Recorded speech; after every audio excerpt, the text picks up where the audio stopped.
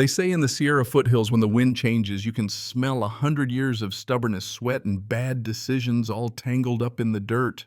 Some folks get nostalgic, some get allergies. Me, I just get this ache in my bones that says home.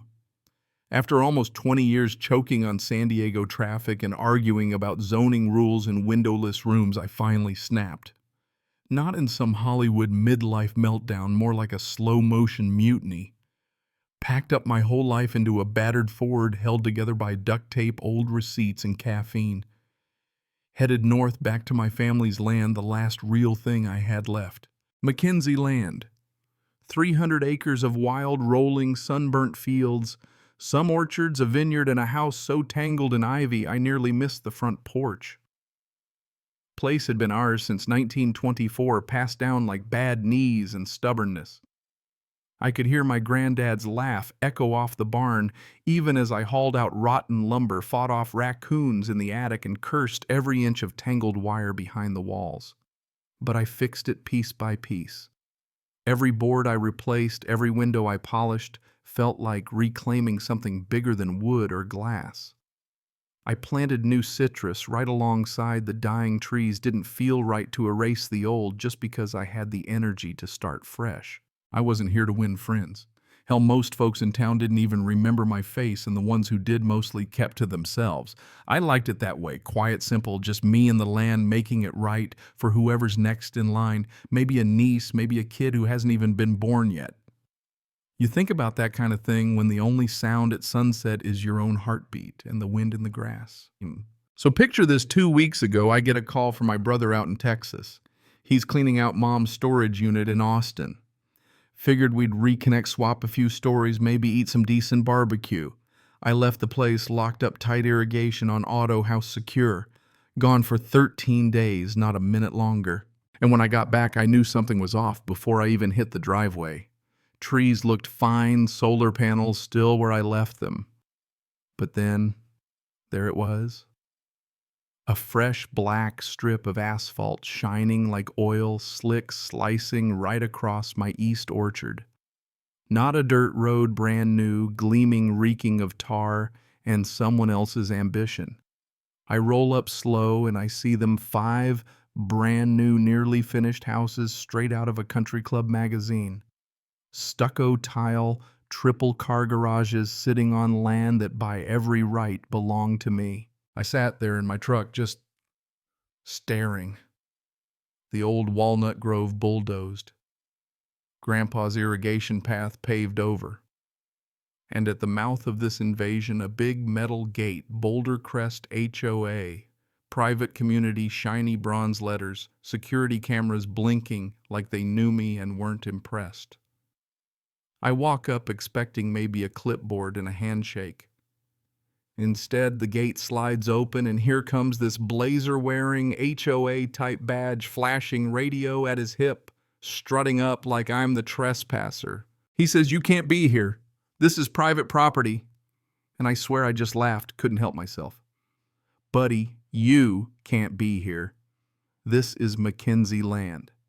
He hands me this official-looking paper HOA letterhead signed by a Karen Rosewood, president of the Boulder Crest HOA. "Recent zoning approvals. You're disrupting current resident security concern. Vacate immediately." I could barely read it over the sound of my own blood boiling. "You know this is my land, right?" I ask. "Got the deed, got the survey maps. Hell, my family's buried here." He just shrugs, says he's just doing his job, tells me to take it up with their legal department, and walks away, leaving the gate to hiss shut behind him. I stared at those houses for a long time, trying to process how, in less than 2 weeks, my family's legacy could get bulldozed and replaced by HOA entitlement and fake Spanish roof tiles. That night, I didn't sleep. Sat on the porch with a bottle of rye and my old Winchester, not because I planned to use it, just needed to remember what it meant to stand your ground. These people had made a mistake, and part of me worried they knew it and just didn't care. Next morning, as the sun rose over those smug little houses, a black SUV pulls up. Out steps 2 security guys, and behind them a woman in a cream pantsuit, manila envelope in hand, eyes cold enough to keep the ice from melting. She gives me the notice. You're in breach, must vacate HOA jurisdiction 72 hours. I tell her flat out, this is my land. She tries to act unbothered, points to some permit map, tells me to call their legal office. The guards just stand there waiting for me to blink first. You ever rebuild a house by hand, I ask her. Ever dug irrigation trenches in the August sun? She doesn't answer. I say, well, I did all on this land, and I'll keep doing it long after you're gone. She stiffens up, mutters, it's just business, walks back to her car. I call after her. Yeah, that's what every thief says before they get sued into the Stone Age. Right then, I drove to town, made copies of every deed, every plat map, found my granddad's land patent from the 1920s with Mackenzie stamped clear as day. I put up barbed wire trail cams, principle not paranoia. Up on the water tower, I see my irrigation line's been cut. Not an accident, deliberate. The new landscaping's using my water. And then come the sirens, 3 sheriff's SUVs rolling up slow. Deputy Ramirez gets out, says they got a call about an armed man threatening residents. I raise my hands. Tell him all I've got is a GoPro and a rusty screwdriver unless Karen's allergic to logic. He cracks a smile, takes my ID, comes back and tells me, according to every record, this land is yours. If there's trouble, call us, don't engage. He shakes my hand before he goes. By sundown, I've got a lawyer email from Boulder Crest demanding I tear down my fence and quit provocative actions. I reply, attach my deed, throw in some legalese about trespass and fraud, and wish them a nice day. Next thing I know, my drone video showing their construction chewing up my vineyard hits local news. Suddenly, I'm not just a grumpy farmer. I'm the guy whose land is being stolen on the evening report.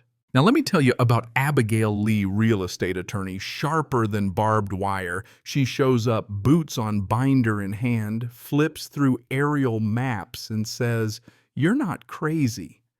They can't legally build here."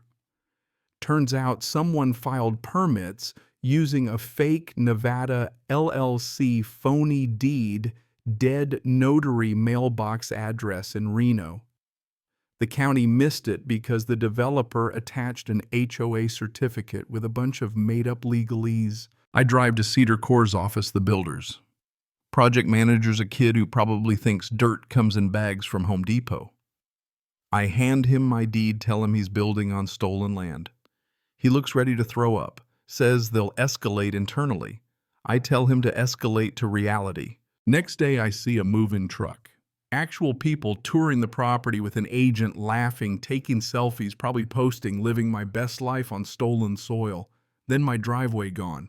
Paved over, replaced with a keypad gate private road QR code linking to HOA propaganda with stock photos of people who've never seen a walnut in their lives.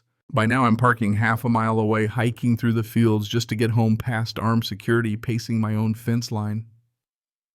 Then I see it, the old irrigation trench ripped out. My grapes wilting, citrus trees dug up for a row of boxwoods. In the center of my ruined vineyard, a white tent goes up, HOA volunteers setting up for an investor event. Chalkboard sign says, "Welcome investors, experience the future of Boulder Crest." I want to scream, but I just walk away. That night, Abigail files for an emergency restraining order. By morning, a judge signs it. I launch the drone, get it all on video, homes, destruction, the HOA party tent. 2 volunteers dump wine on my irrigation valve, laugh about it, cover it with a tablecloth. Local news runs it. Comments blow up, folks are pissed.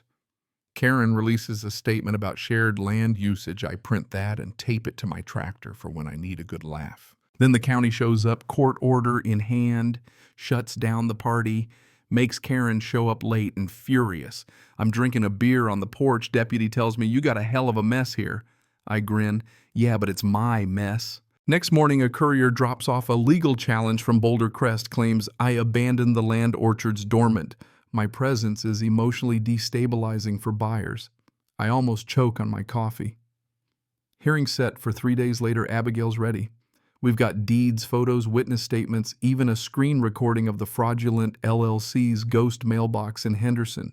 In court, Abigail lays it all out: fake company, dead notary, forged permits, destroyed crops.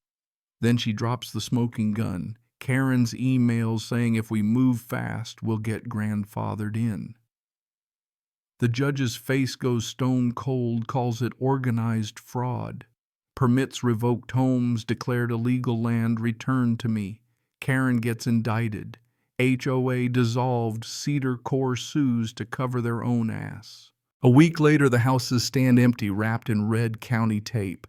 Demolition crews roll in, tear it all down. Cedar Core writes me a fat check. Karen disappears. Boulder Crest dries up and blows away. I didn't throw a party, just got to work rebuilding. New irrigation, replanted citrus, fixed the trenches my granddad dug by hand. The land needed healing. So did I. When it was done, I hung a new sign on the old gate, "Welcome to Mackenzie Land." Private property. Since 1924. Not for Karen. So let me ask you, what would you have done? Ever had something stolen right out from under you by people in suits and smiles? Drop your story below. Tell me what justice looks like where you live. And hey, if you think land and legacy still matter, let folks know, share your story. I'll be here watching the wind and betting on the stubbornness in my dirt.